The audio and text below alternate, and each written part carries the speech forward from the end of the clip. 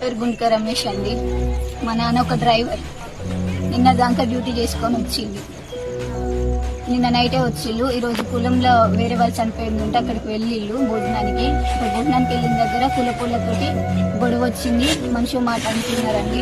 అనుకున్న తర్వాత గొడవ పెద్దగా అయిన తర్వాత అక్కడ వాళ్ళు అక్కడ వెళ్ళిపోయారు. కుల పెద్ద మనిషి వాళ్ళ సైన్యం సగం మంది మా ఇంటికి వచ్చేసి ఈ మొత్తం శోధించిళ్ళు, ఈ మొత్తం ఎత్తికిళ్ళు, ఏమైందంటే ఇట్లా అయిందని చెప్పిన తర్వాత లేదు మాట్లాడతాం, రేపు పోలీస్ స్టేషన్ లో కేసు పెడతాం, పోలీస్ స్టేషన్ లో పిలుస్తామని చెప్పి కుల పెద్ద మనుషులు ఉండేసి ఫస్ట్ పేరు కాగిత యాకయ్య గారు చెప్పారు. మా అమ్మ మీద ప్రమాణం చేసి చెప్పిళ్ళు ఆ రమేష్ ఏం చేయము, జస్ట్ మాట్లాడతాము, పోలీస్ స్టేషన్ ఎప్పుడు చెప్తాము అనేసి చెప్పిండు. నిజానికి వచ్చిందండి ఇంటికి. నేను మామను చెప్పిళ్ళు హామీ ఇచ్చి ఇల్లు మనిషిని దొరకబట్టి ఊర్లోనే అందరు చూస్తుండగా ఊర్లోనే కొట్టి చంపిండు.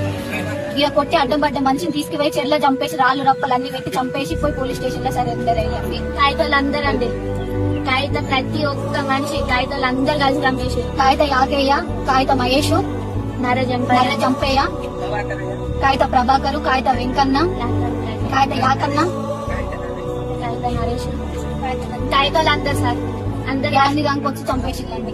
పోలీస్ వాళ్ళని కానీ కోర్టుని కానీ మేము ఏదైనా మాకు న్యాయం చేయాలి, మాకు ఎట్లా న్యాయం చేస్తారని డిమాండ్ చేసుకుంటాం. ఏ ఊర్లో గొడవలైనా కూడా పోలీసులు ఉన్నారు, కోర్టు ఉన్నది, మాట్లాడాలి. మనిషిని ప్రాణం తీసుకుంటే తప్పేం చేసిందండి. ఏ ఊర్లో గొడవలు అయితే లేవా? మా సర్పంచే చెప్పిందని కూడా అన్నారు. మేమైతే ఇన్ లేదు. సర్పంచ్ కూడా చంపుల్ని నేను చూసుకుంటా అని కూడా చెప్పిందట.